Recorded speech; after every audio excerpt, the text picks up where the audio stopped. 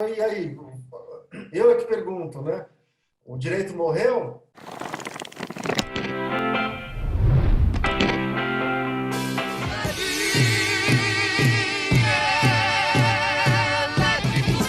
Jardim Elétrico Mutantes 1971, professor Juju.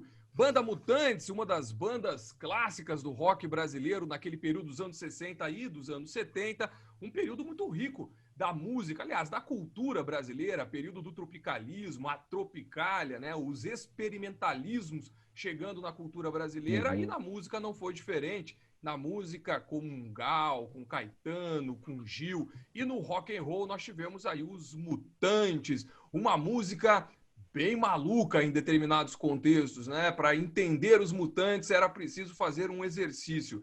Grande banda, grande som, fazendo aí então o resgate das origens do rock brasileiro. Tudo bem, professor Juju? Como vai o senhor? Tudo bem, tudo certo. O importante é entender que todas as músicas, praticamente, dos Mutantes, é necessário você entender exatamente isso, a experiência, porque Mutantes é isso. Então, é uma banda que experimentava muito som, né, uma raiz rock and roll mais adaptada e experimentada para os sons brasileiros. Eu acho que, equiparando aí com Mutantes, Chico Science, Nação Zumbi, né? Era uma Perfeito. grande banda que também, de alguma forma, lembrava muito o som dos Mutantes. É Bela verdade. introdução, bela introdução. Muito obrigado, professor Ju, mas fui inspirado, professor, pelo nosso convidado de hoje, Daniel Serra Azul. Tudo bem, Daniel? Daniel é promotor de justiça lá no estado de São Paulo, está um pouquinho longe da gente aqui, professor Juju, mas também é mestre em direito, vai conversar um pouquinho hoje com a gente sobre algumas crises do direito, mas também sobre rock and roll, porque além de promotor, além de jurista, o Daniel é um aprendiz de baterista e um aprendiz de baixista, aliás, um roqueiro. E aí, Daniel, tudo bem, meu amigo? Tudo bem? Tudo certo, que bom, que feliz de te receber. Primeiro, fala pra gente, essa batera e esse baixo que estão aí atrás, Pois é, né? São eles que ajudam a gente a enfrentar esses tempos difíceis, né? a dar uma É verdade. extravasada. É isso aí. Eu e o Juju, então, porque a gente gosta muito de música, a gente gosta muito de direito, especificamente a gente gosta de rock and roll. A gente resolveu, então, montar esse projeto aqui, Daniel, que chama Direito ao Rock, no qual a gente convida algumas pessoas para falar um pouquinho sobre as crises desse direito liberal, as crises desse direito democrático, para a gente tentar avaliar junto com alguns convidados se de fato o direito de proteção de garantias está sofrendo perda, se é que um dia ele se efetivou para boa parte da população, para boa parte dos brasileiros especificamente, e a gente pensou, vamos aliar esse papo à cultura, especificamente o rock and roll, que é o que a gente gosta muito, porque o rock and roll foi um movimento de contracultura. Então, na nossa visão, talvez o direito de hoje esteja precisando de um movimento de contracultura para contestar algumas bases de alguns institutos que acabam simplesmente reproduzindo discursos de violência e discursos de exclusão. Então, a gente conversa com os nossos convidados sobre essas crises do direito e eu vou encaminhar, então, a primeira questão contigo. Dentro dessa perspectiva específica, para a gente possa começar o nosso papo, tu achas que o direito de proteção, o direito de garantias morreu, um dia se efetivou? As crises, as tuas impressões iniciais sobre isso? Prazer enorme estar aqui falando com vocês, Marcelo, Juliano. Essa é uma pergunta difícil de responder, né? Eu acho que todos nós que atuamos no campo do direito e que acreditamos que o direito tem algo a oferecer no sentido da construção de uma sociedade melhor, né? É até objeto do juramento que a gente faz quando se forma na faculdade, né? Eu nunca entendi muito bem porque a gente jura que vai acreditar no direito como a melhor maneira para convivência humana, algo assim. A gente jura acreditar em algo, me parece algo meio doutrinário, meio complicado, mas a gente, todos nós, todas e todos nós que nos formamos em direito, juramos isso. Mas de alguma maneira, eu acho que quem não se entrega para a burocracia, para a vida diária e desanima completamente, quem continua acreditando que existe algo a ser feito no campo do direito, tem vivido com essa angústia, né? A gente vive hoje contradições do direito que não são novas. São contradições bastante antigas. No campo do direito, a gente é muito refratário a certas realidades, certas coisas que para todo mundo é óbvio, basta olhar, né? Então, falar em genocídio, por exemplo, da juventude negra, pobre, periférica das grandes cidades, A gente vê livros de direito falando isso, é raro, é muito raro. É como Então se a gente fosse, fecha os olhos. é como se fosse um assunto meio que politizado na perspectiva partidária, né, Daniel? É como se fosse trabalhar essa questão, tu estivesse atrelado a uma posição político-partidária de direita ou de esquerda, e de certa forma o direito, ou nós do direito, somos formados para tentarmos ser meio que isentos dessa discussão, né? Ou seja, como se o direito fosse uma ciência que fornecesse sistemas altamente, né, hipermeáveis, né? Ou seja, a gente não tem essa de política partidária, etc. Quando esses assuntos começam a pipocar nesse campo de direita e esquerda, o direito sai de cena e diz, não, eu não me meto nisso, né? Como se fosse um assunto dessa natureza. Com certeza, e é uma postura totalmente desonesta. Essa que, infelizmente, é talvez até predominante no nosso meio. A gente não pensa muito a realidade da América Latina quando a gente estuda o direito, por exemplo. A gente não pensa muito os nossos processos históricos.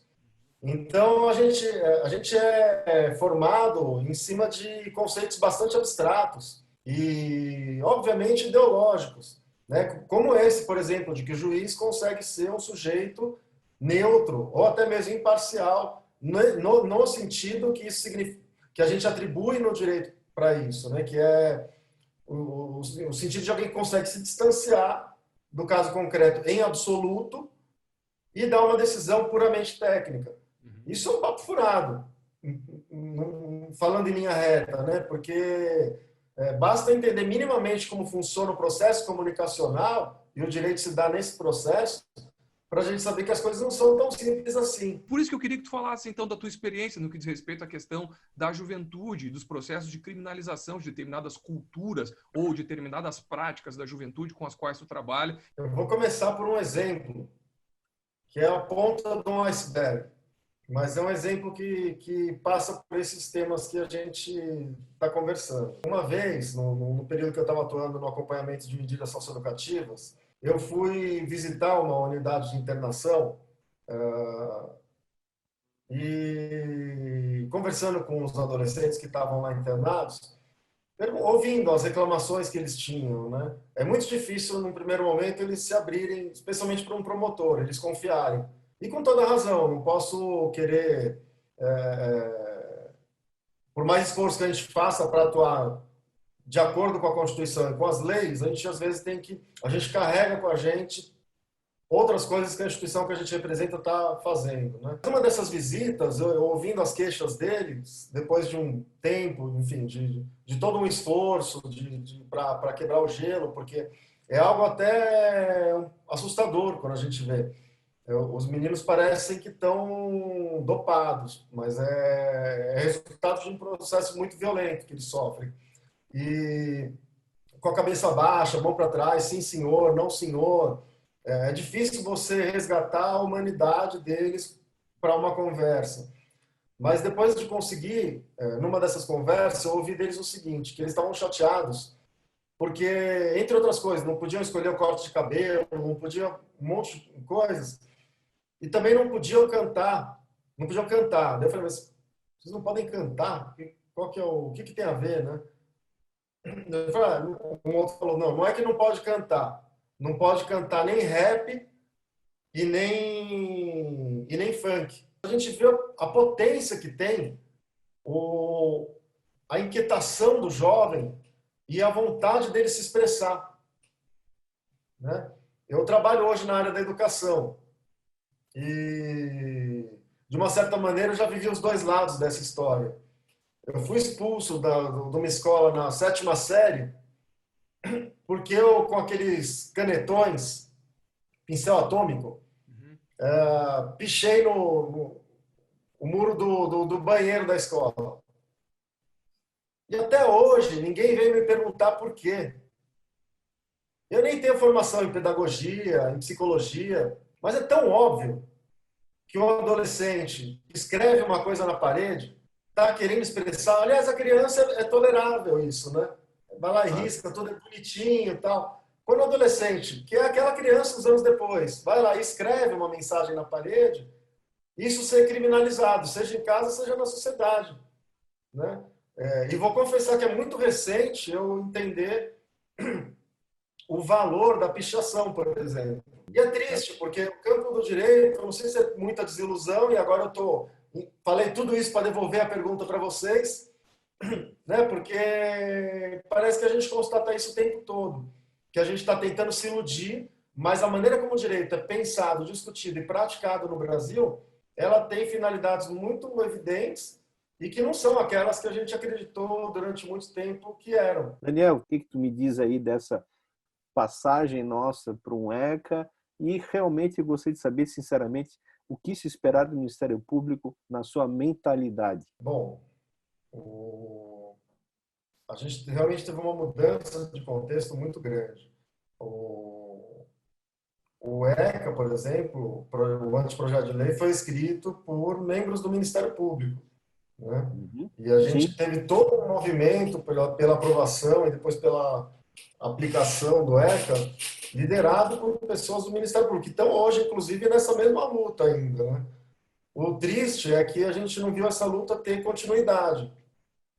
A impressão que eu tenho, particularmente, como alguém que atua nessa área, é que muitas vezes a promotora, o promotor que atua na área da infância e da juventude, nesse campo que se chama infracional, já é curioso chamar esse campo de infracional e o outro de protetivo. Aqui em São Paulo, pelo menos é assim, como se o infracional não fosse protetivo, como se tudo que o ECA disciplina não estivesse pautado pelo princípio da proteção integral, né? Exatamente.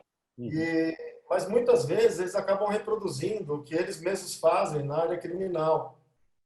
E aí eu acho que está muito nas deficiências da formação, seja da formação inicial. Aqui em São Paulo, pelo menos, o curso é muito curto e metade do currículo é apresentação de órgãos da instituição. A outra metade não dá para fazer muita coisa. Eu sei porque eu já assessorei a direção da escola num período muito especial que teve aqui, foi uma honra muito grande, em que o diretor da escola era o Marcelo Pedroso Goulart, que é uma grande figura do Ministério Público. Eu acho que hoje, sem dúvida nenhuma, o grande teórico do Ministério Público brasileiro. E naquele período a gente tentou fazer um curso de formação inicial um pouco diferente, a gente recebeu uma turma e foi bem bacana em muitos aspectos, mas a gente teve que lidar com alguns dissabores consideráveis, como alguns comentários bastante depreciativos e até agressivos sobre certos painéis. A gente colocou, por exemplo, os novos substitutos para ouvir movimentos sociais. A gente foi bem tímido nessa apresentação de movimentos sociais. A gente apresentou, dois deles eram esses movimentos sociais que têm uma importância, têm uma luta importante, mas que são mais palatáveis, sabe, que as pessoas aceitam mais.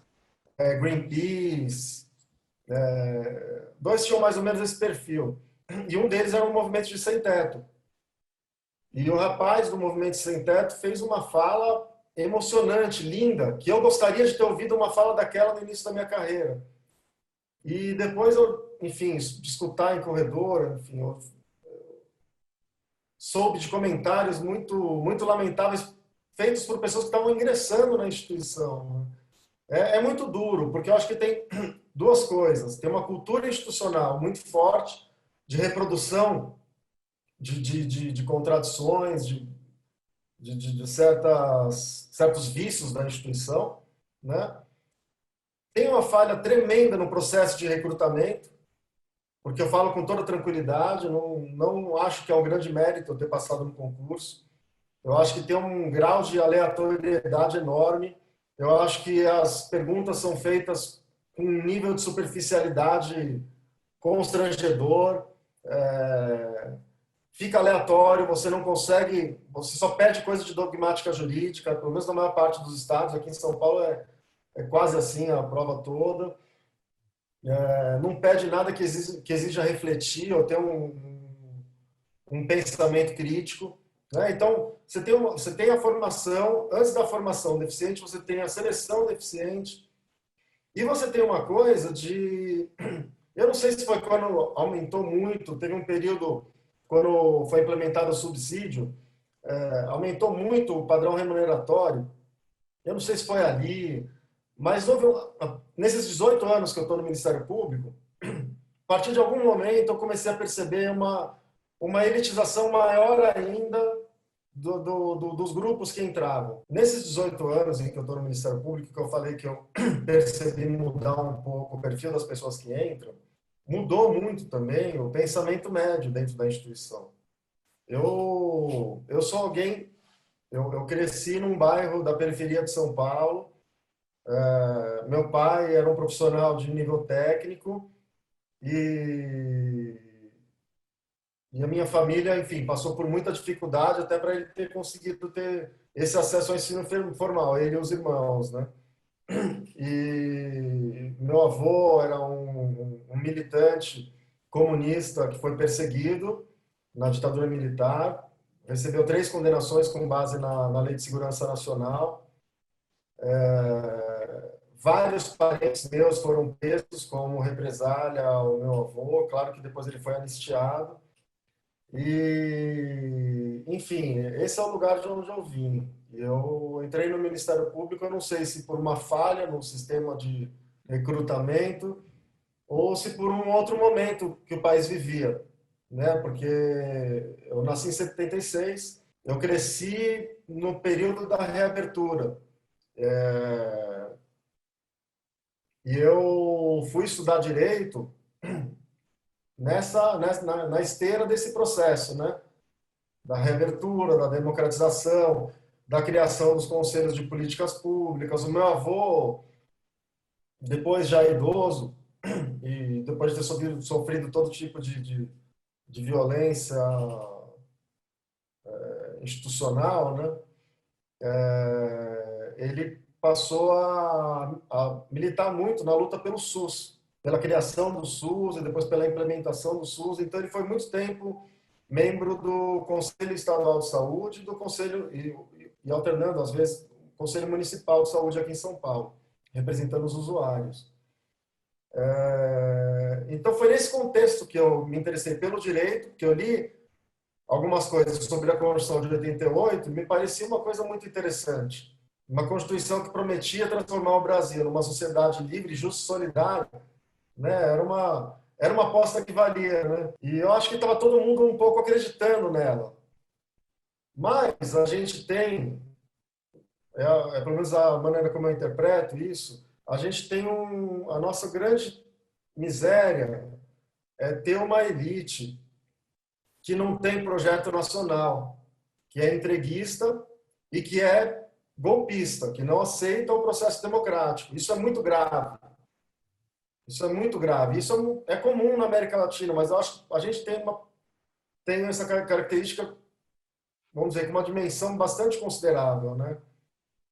E essa elite detém, né? Aquele oligopólio que comanda a comunicação social, por exemplo, não é? Então forma a maneira de pensar. Isso me faz lembrar esse momento que a gente está, desse desânimo em relação ao projeto constitucional de 88. Eu sou desses que ainda querem acreditar, que ainda fazem.